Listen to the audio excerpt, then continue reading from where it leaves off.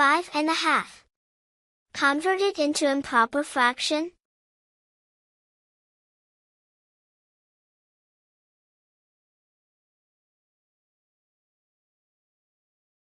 Let's understand the mixed fraction 5½ In this 5 is the whole number part, and half is the fractional part.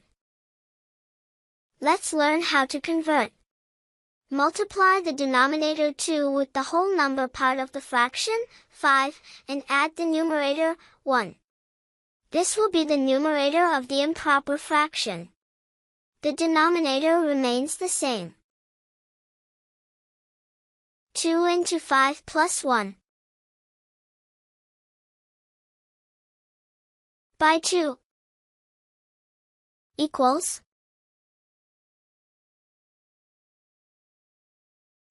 what? Say it if you calculated it yourself.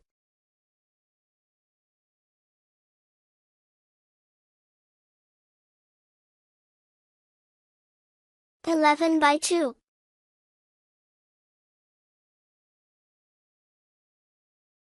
Mixed fraction 5½ when converted into an improper fraction, comes to 11 by 2.